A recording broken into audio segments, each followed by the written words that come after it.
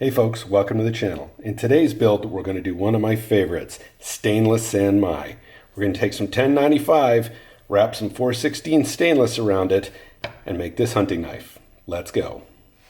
One of the keys with stainless San Mai is you got to weld all the seams. There can't be any air or you won't get a good forge weld.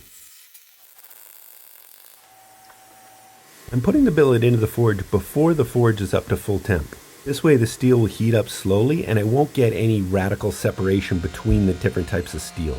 Hopefully that'll prevent a warp or any kind of split.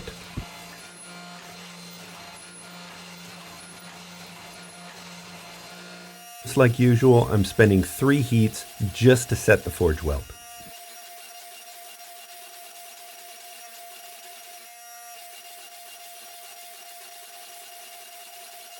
Now that the forge weld is set, I'm going to move on to the aggressive rounding dies, and that's going to put that heartbeat pattern into the billet. Now we're just getting some length out of the billet so I can have what I need for this build.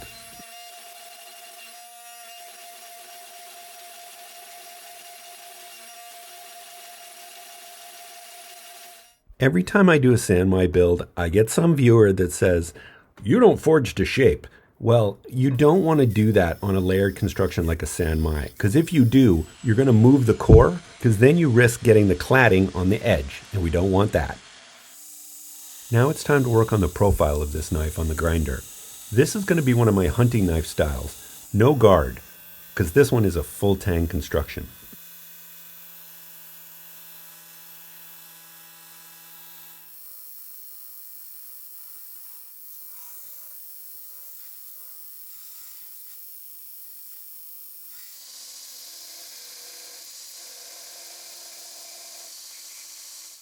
Just like usual, I'm taking it to the angle grinder just to remove all the scale. This saves belts because belts are expensive. Now onto the surface grinder to get it nice and flat on both sides.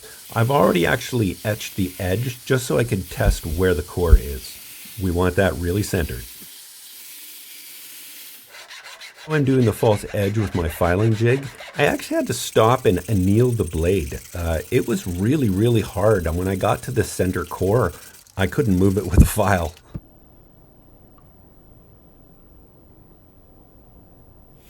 Time to grind the bevel pre-heat treat. Here I'm going to take it to about the width of a nickel.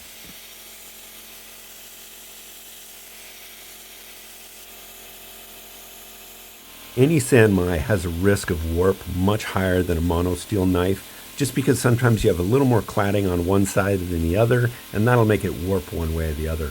So you want to keep these pretty thick before you heat treat.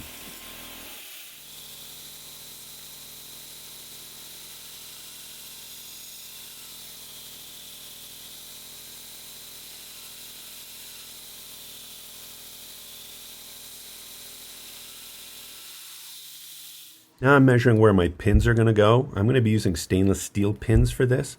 But guys, always make sure you measure them. Never eyeball these because you'll get them uncentered and that'll totally throw off the aesthetics of the knife. Now I'm going to drill a bunch more holes in the handle, and this is for weight reduction. We want the knife to be well balanced and not handle heavy. And now a countersink drill bit just to put a little taper, and that allows the epoxy somewhere to go and grip on to the scales. Here's the problem with the San Mai build.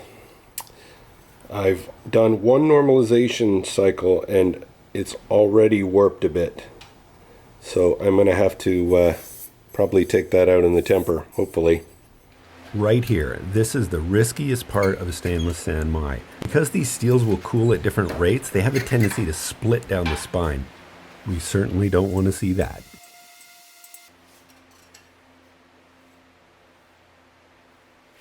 As expected, I got a little bit of a warp in this one. I decided to put in my aluminum plate vise to try to straighten it out.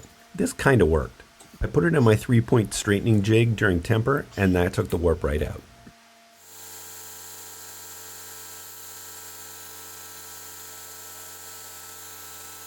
Now I'm putting the final bevels on this. I want it to have a nice, thin, razor-sharp edge when I'm done.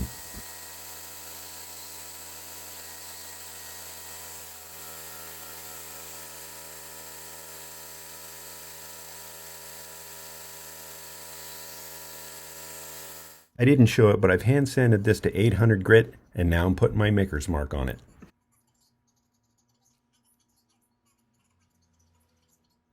Alright, I got my maker's mark etched. Now it's time to pick the handle material. So what I'm going to go with is this Aboina burl, which I think looks amazing and nicely bookended. So it will be like this on the knife. So it should look pretty cool. Alright, let's go drill this up and then get it fitted. I decided to use some red G10 liners. Now I'm just marking them up so the epoxy has something to grip onto.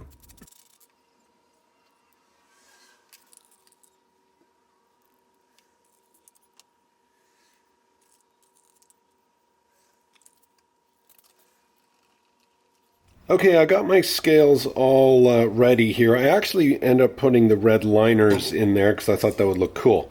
So I've got them stacked up how they're going to go on the blade with the knife on top. I use these can't twist clamps. If you've never used these are awesome. Links down in the description to get these. And then I've got a backer board because you don't want the blowout on the bottom of the scale. So then I'm just going to drill my 2 pinholes and we should be good to go.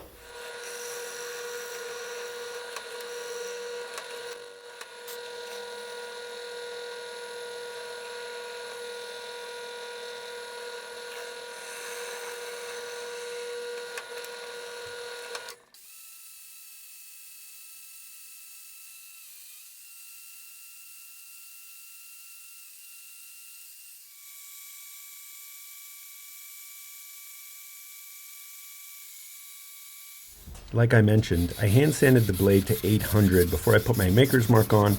Now to do the final hand sanding, get it all up to 2000 grit. Okay, here goes the most stressful part of a stainless sand my. Well, almost. So we're going to etch it. I have sanded the blade down to 2000 because you want this to be a pretty high, you want it to be pretty smooth. So I like to get it wet first.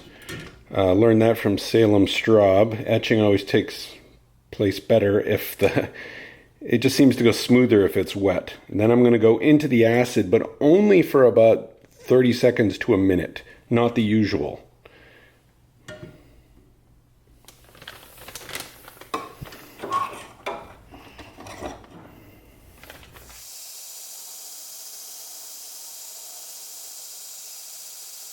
So now I'm going to put the bevels on the very front of the handles. I like to put a kind of a 45 on these, and you can see I've put lines from here to here, and what I'm going to do is grind them on here so I get them exactly the same.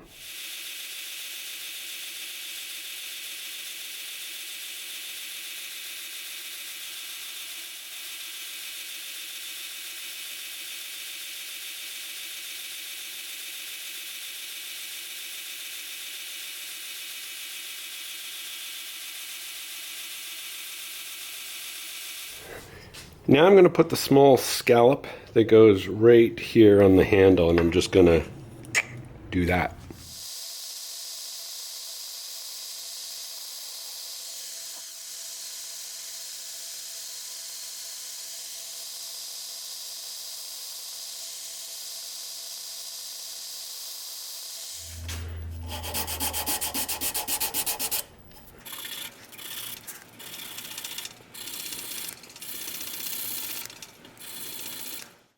Okay, we're ready for glue up.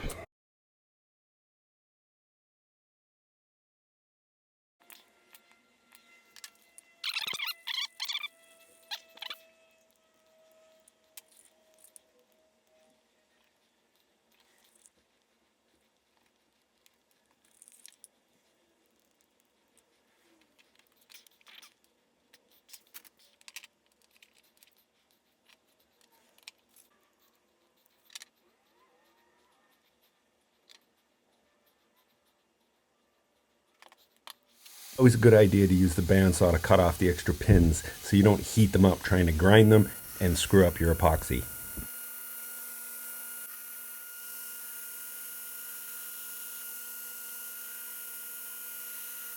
Now I'm just grinding the scales down to meet the tang, profiling all the way around the handle.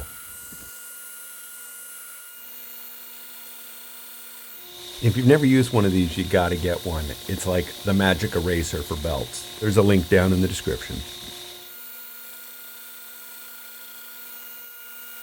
It's time to put some bevels on the handle to make it nice and smooth, and then we're gonna take it to the hand sanding table.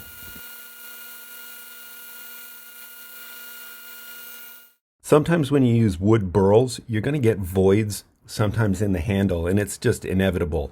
So what I'm using here is some Starbond CA glue to fill those voids. Works perfectly. Links down in the description, guys.